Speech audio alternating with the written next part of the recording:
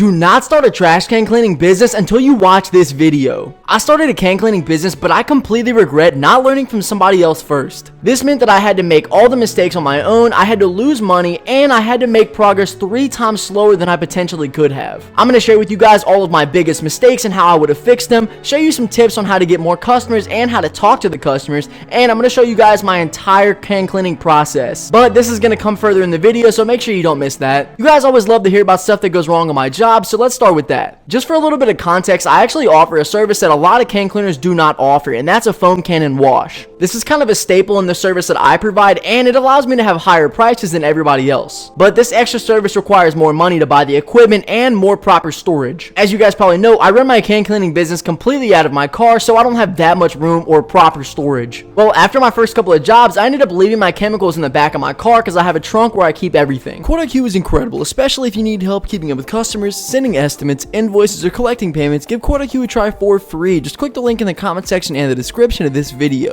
𝗤𝘂𝗂𝗜 is also the fastest way to send estimates, invoices, and secure payment from your customers, and even providing you with real-time business analytics such as close ratio, sales, and expense tracking. In Louisiana right now it's 100 degrees, so my container that holds all my chemicals ended up leaking, and there was a hole in the bottom. Chemicals went into my carpet. It was bad. Kept getting these headaches while I was driving my car, and I had no idea why, but now that I do, proper storage is extremely important. When I place my chemicals in the back now, I am very prepared. I have a towel wrapped around it, a tarp underneath everything, and I keep the chemicals in a crate. The next mistake was not really my fault, but it's something you have to be prepared for. These people are going to try to argue prices, change the dates on you last minute, and they're not going to pay you. Yes, some of these people can't even afford $25 that they contacted me for. That's been a good 2 or 3 times. I've had to deal with customers acting like they never even met me and that I didn't even come do the service. So now I set up a contract through 𝗤𝘂𝗂𝗜. The customer has to e-sign it before I come out and do any work. This is just going to protect you overall and allow you to take legal action if the customer does breach the contract by not paying you. Additionally, I used to not charge customers for travel fees at all. I was doing jobs that were 30 to 45 minutes away from me and not even charging extra. This was a huge mistake. I was spending way too much money on gas getting there and back. With a little bit of advice prior to starting this business, I could have made all that money back and paid nothing in gas. When you bring this into the quote or you're adding this in, do not tell the customer exactly how much you add based on the minutes. Just let them know that they're over 25 minutes from you and this is going to incur a travel fee. 25 minutes is around when I normally start getting up there in fees. Lastly, you need to be looking out for where the customers are. I require every customer to have an open water spigot and outside plug for me to plug my stuff into. I think some of my customers try to outsmart me though by telling me they have these things and they don't. They might think that I bring water and energy by a generator just in case, but I don't. That's why in the contract I state they have to have these things. Some people wouldn't even tell me they don't live in a house, and because I wasn't searching these things up, I couldn't tell. But when I get to the RV park, they don't have a water hookup or a plug-in, so I couldn't do the job. She calls the cops. So now whenever I get new jobs and new customers especially,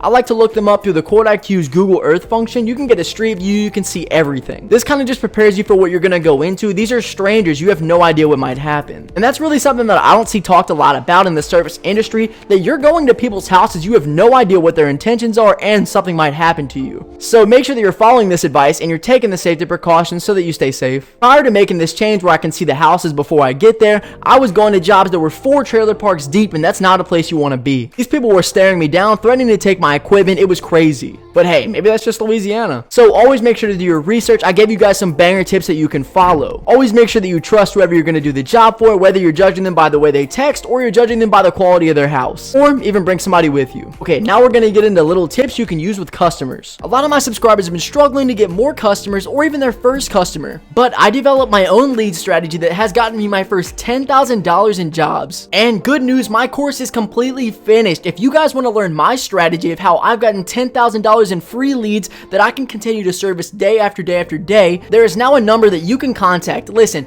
the course is not going to be for free. I give away a lot of good information on this channel, but if you want to take your business to the next level, or you're thinking about starting a business but you don't know how to get customers, in this course I'm going to teach you how not to get scammed, how to get thousands of dollars in free customers that you can service on and on and on, also how to talk to customers and make sure that you sell your service quickly and efficiently with my own personal messages that I've had with customers. You guys can contact this number up here, and if you send me the word strategy, we're going to get you set up immediately. The hardest part about setting up your own prices and quoting customers is that you haven't found that sweet spot yet. When it came to my other businesses, I was charging way too cheap, and even can cleaning, I was charging way too cheap because I didn't know what people would say yes to. Now, if you don't care about money and you just want a large volume of jobs, you can charge $5 to $8 a can and you can get everybody to say yes. But where you're going to struggle is that these customers that you're getting now are locked in at that price, and it's not going to be able to change. 99% of the time, if you try to raise it, they're going to say no. So whenever I'm sending quotes to customers, I'm always making sure that I'm getting a fair wage. Even if 80% of the time they say yes, 20% of the time they say no,